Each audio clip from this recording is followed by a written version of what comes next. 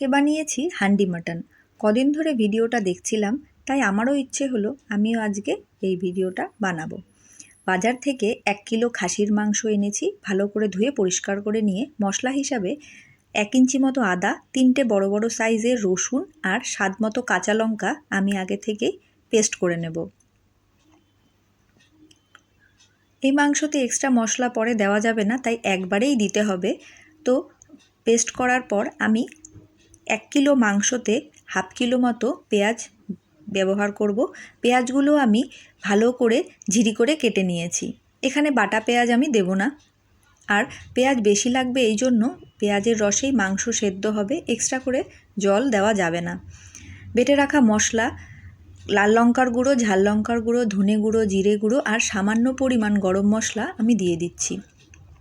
এবার পরিমাণ মতো হলুদ আর স্বাদ মতো লবণ দিয়ে সামান্য পরিমাণ সরষের তেল দিয়ে আমি মাংসটাকে ভালো করে মেখে নেব।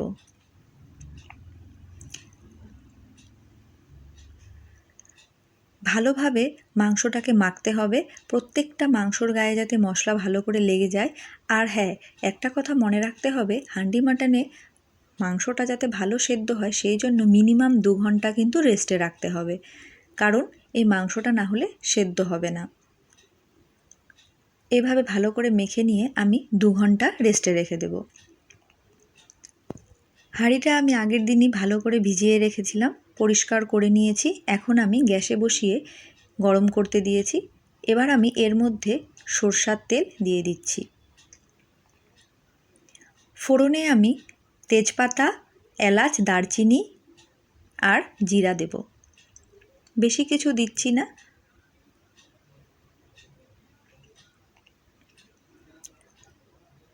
ফোড়নটা দিয়ে আমি একটু অপেক্ষা করব। যখন ফোড়ন থেকে খুব সুন্দর গন্ধ বেরোবে, তারপর আমি হাঁড়ির মধ্যে মাংসগুলো দিয়ে দেব।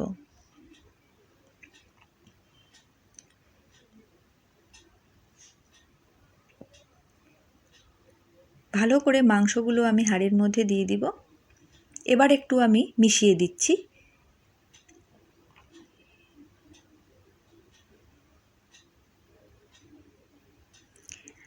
আমি এর মধ্যে আলু দিচ্ছি। আলু আমার খুবই ফেভারিট, আমি মাংস রান্না করলে আলু দেবই। আর 3টে রসুন আমি দিয়ে দিচ্ছি, গোটা রসুন আমি আগে থেকে ধুয়ে পরিষ্কার করে নিয়েছিলাম, আমি দিয়ে দিচ্ছি। এবার আমি যেই পাত্রর মধ্যে মাংসটা ম্যারিনেট করেছি সেটা ধুয়ে সামান্য পরিমাণ জল আমি দিয়ে দিচ্ছি। একটু মিশিয়ে নেব।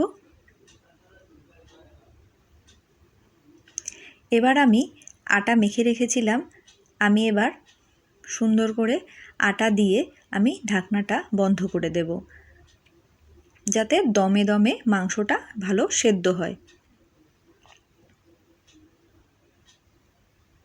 সুন্দরভাবে আমি আটাটা সেট করে নিয়ে ঢাকনাটা বন্ধ করে দেব। আর এই মাংসটা হতে কিন্তু পাক্কা 1.5 ঘন্টা সময় লাগবে। তোমরা চাইলে খড়ির উনানে রান্না করলে খুবই ভালো স্বাদ পাবে। আমার এখানে খড়ির উনান ছিল না, সেজন্য আমি গ্যাসের চুলাতেই রান্না করেছি। চেষ্টা করবে যদি তোমরা বাড়িতে বানাও খড়ির উনানে রান্না করবে, আর না থাকলে আমার মতো গ্যাসের চুলোতেই বানাবে। 1.5 ঘন্টা পর দেখো আমি ঠান্ডা করে নিয়েছিলাম, আমি ভিডিওটা শ্যুট করতে পারিনি, তো ঠান্ডা হয়ে গেছে। এবার দেখো আমি তোমাদের খুলে দেখাচ্ছি।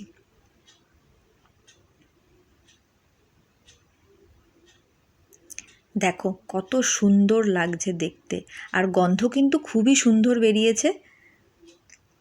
তোমাদেরকে আমি বলে বোঝাতে পারবো না, আমি ফার্স্ট টাইম বানিয়েছি, এত ভালো হবে আমি ভাবতেও পারিনি। খুব সুন্দর তেল বেরিয়েছে, দেখছো, দেখতেই পাচ্ছ তোমরা। আমি উঠিয়ে দেখাচ্ছি তোমাদেরকে একটা মাংস কত সুন্দর সেদ্ধ হয়ে গেছে, আর খেতে কিন্তু খুবই ভালো হয়েছে। তোমরা অবশ্যই একবার বাড়িতে চেষ্টা করো। দেখো কত সুন্দর লাগছে। আমি এটা জিরা রাইসের সাথে সার্ভ করেছি। তোমরা যদি ফ্রাইড রাইসের সাথেও খেতে চাও খাবে, প্লেন ভাতের সাথেও ভালো লাগবে। আমার ভিডিওটি যদি তোমাদের একটুও ভালো লেগে থাকে তাহলে অবশ্যই একটা লাইক কমেন্ট করো।